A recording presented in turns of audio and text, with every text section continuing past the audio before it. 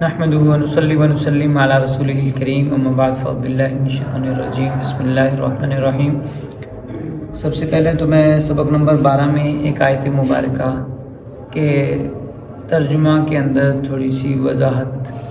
کرنا چاہوں گا کہ حضرت ابراہیم علیہ السلام کے ذکر کے ذیل میں یہ آیت مبارکہ ہم نے پڑھی تھی اور اس کا میں دوبارہ ترجمہ کر رہا ہوں۔ قد کانت لکم اسوۃ حسنۃ فی ابراہیم والذین معہ،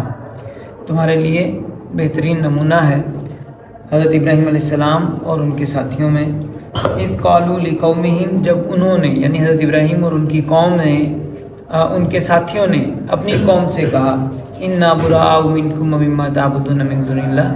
کہ ہم تم سے اور تمہارے معبودوں سے بری ہیں، ہم ان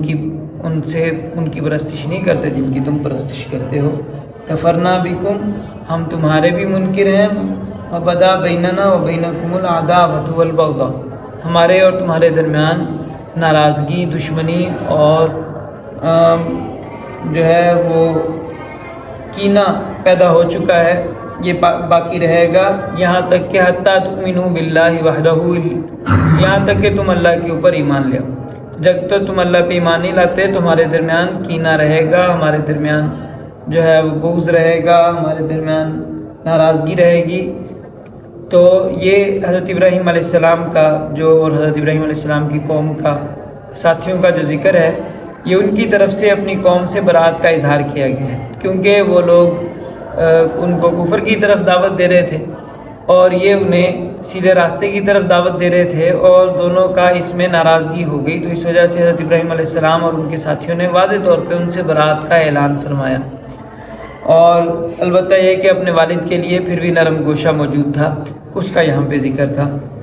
اللہ تعالیٰ ہمیں قرآن کریم کو صحیح سمجھنے کی توفیق عطا فرمائے اور اس پہ عمل کرنے کی توفیق عطا فرمائے۔ آج کا جو ہمارا سبق ہے یہ قحط اور مصر کے متعلق ہے۔ حضرت ابراہیم علیہ السلام جب آ کے انہوں نے بیت ایل کے پاس حرم کے اندر جب انہوں نے رہنا شروع کر دیا، جسے وہ ہبرون کہہ رہے ہیں، اور تو اس کے بعد اب بظاہر یہ ہے کہ حضرت ابراہیم علیہ السلام جب رستے میں آ رہے تھے بیت ایل سے پہلے جو شمال میں جو جگہ جس کے بارے میں اللہ تعالیٰ کی طرف سے انہیں وحی ہوئی کہ آپ کی اولاد یہاں پہ آ کے ٹھہرے گی، تو وہ یریحو یعنی مدینہ جو ہے وہاں پہ انہوں نے قیام فرمایا، اور یہی اس وقت دو جگہیں سرسبز تھیں اور جن کے بارے میں جو ہے اس زمانے سے بھی سرسبز رہی ہیں،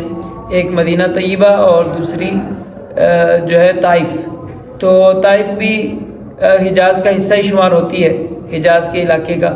تو حضرت ابراہیم علیہ السلام طائف میں آ کے تشریف فرما ہوئے، اس کے ہمارے پاس کوئی ثبوت موجود نہیں ہے۔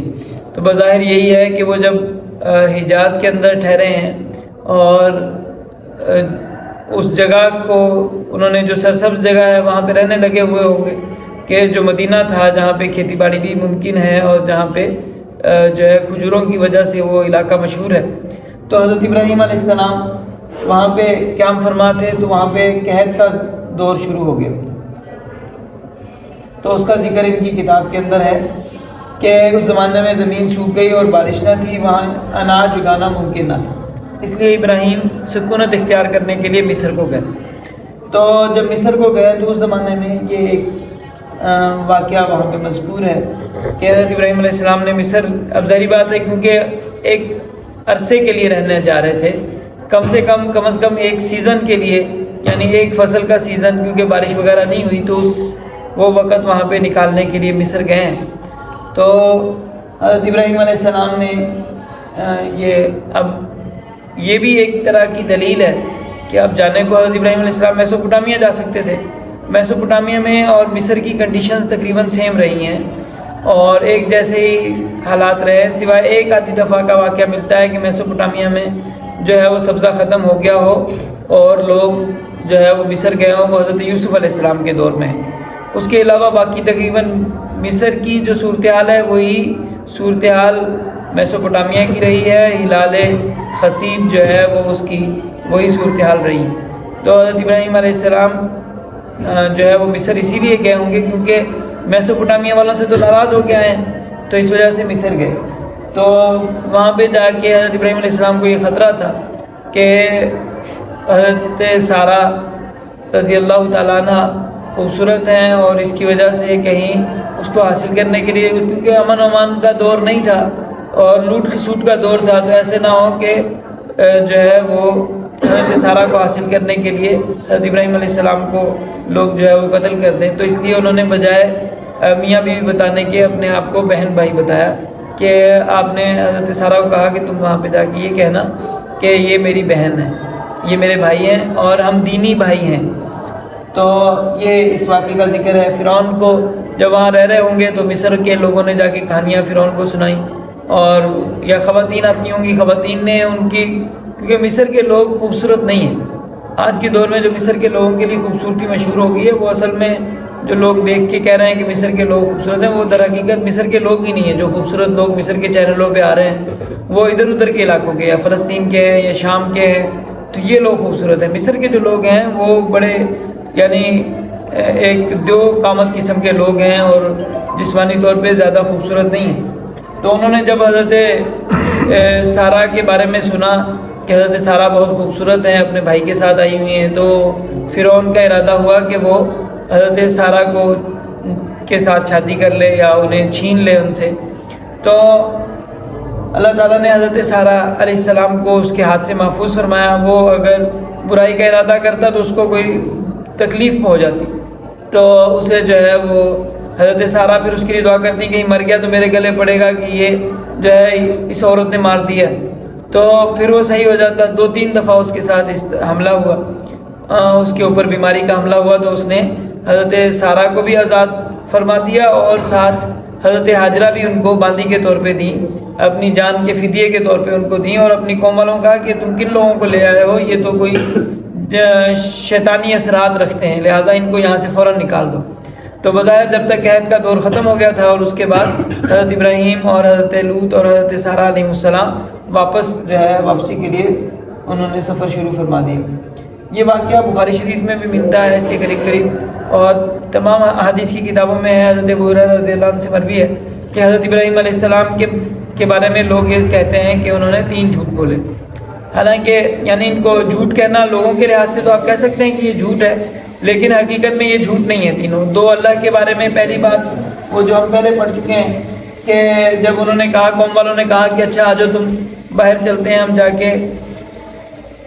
جو ہے وہ اپنی عید دیکھ کے آتے ہیں، تو حضرت ابراہیم علیہ السلام نے چاند ستاروں کی طرف دیکھ کے کہا کہ میں بیمار ہوں. تو یہ بیمار کیا کہا، یہ بظاہر دیکھنے میں کیا لگتا ہے کہ حضرت ابراہیم نے جھوٹ بولا، حالانکہ یہ جھوٹ نہیں ہے. حضرت ابراہیم علیہ السلام اپنی دل کی بیماری کا اظہار کر رہے ہیں کہ مجھے جو ہے تمہارے اوپر دکھ ہے، دکھ کو بیماری کہہ رہے ہیں کہ تمہارے جو حرکتیں ہیں اس کی وجہ سے مجھے جو ہے وہ دکھ ہے، اور اس کی وجہ سے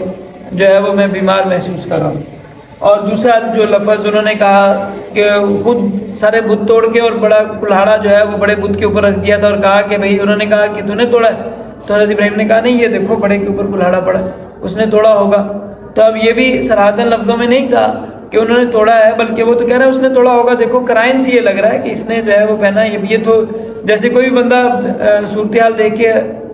گیس کرتا ہے کہ ہو سکتا ہے یہ صورتحال ہو، تو یہ اسی طرح کی صورتحال تھی. اور اسی طرح حضرت سارہ کے بارے میں جو جملہ ہے، یہ جملہ بھی جو ہے وہ اسی معنی کے اندر ہے کہ توریہ جسے کہتے ہیں، کہ سامنے والا کوئی اور معنی لے رہا ہوتا ہے مراد، اور کہنے والا کوئی اور معنی مراد لے رہا ہوتا ہے. تو حضرت ابراہیم علیہ السلام کی یہاں پہ مراد دینی بہن تھی، کہ دین میں جو ہے حضرت سارہ کے علاوہ اور کوئی خاتون بھی اس وقت تک مسلمان نہیں ہوئی تھی، اور صرف جو دینی بہن اگر حضرت ابراہیم کی کوئی تھیں، حضرت لوط علیہ السلام کی وہ دینی بہن تھی، حضرت ابراہیم کی بھی وہ دینی بہن تھی. واپسی کے سفر میں جب وہاں سے واپس آئے، یہ ایک اور نسخے سے میں نے عبارت کاپی کی ہے جو ان کی کتاب کی. تو میں نے آپ کو بتایا کہ کسی میں نجب ہے، کسی میں نجب لفظ لکھا ہے. اب وہ تو وہی بتا رہے ہیں کہ ہمارا جو ہے نا وہ فلسطین والی جگہ ہے، وہاں پہ ہے. اب اس میں جو ہے نجب اور اس کو نجب کو نیگیو کر دیا، کہ اس سے نجد کی تشریح آ رہی تھی، انہوں نے زیادہ ہی گھما دیا، اس کا نام ہی نیگیو کر دیا. تو بہرحال جو انگلش وغیرہ نسخے ہیں اس میں زیادہ تر جو ہے وہ نجب اور نجب کا لفظ استعمال ہے، کہ جب وہاں سے تشریف لائے واپسی میں، انہوں نے نجب سے اپنا سفر کیا اور کرتے ہوئے پھر وہیں پہ آگے بیت ایل میں پہنچ گئے، اور بیت ایل کے جو ہے وہ پاس رہنے لگ گئے. اور بعض نسخوں میں یہ ہے کہ بیت یہاں سے پھر واپس وہ دوبارہ نجب میں چلے گئے اور نجد میں جا کے رہنے لگ گئے. تو میں نے آپ کو بتایا کہ اس زمانے میں جو آثار قرائن سے ملتا ہے کہ نجد جو ہے وہ مکہ اور مدینہ اور حجاز کا قائم مقام تھا. یعنی نجد کا معنی مکہ مدینہ یا حجاز جسے کہتے ہیں اس پورے علاقے کو نجد کہا جاتا تھا. تو اللہ سبحانہ و تعالیٰ ہمیں حضرت ابراہیم علیہ السلام کی سیرت پہ، حضرت ابراہیم علیہ السلام کی زندگی کے مطابق اپنی زندگی کو ڈھالنے کی، حضور صلی اللہ علیہ وسلم کی زندگی کے مطابق اپنی زندگی کو ڈھالنے کی اللہ تعالیٰ توفیق عطا فرمائے. اللہ عمل کی توفیق دے.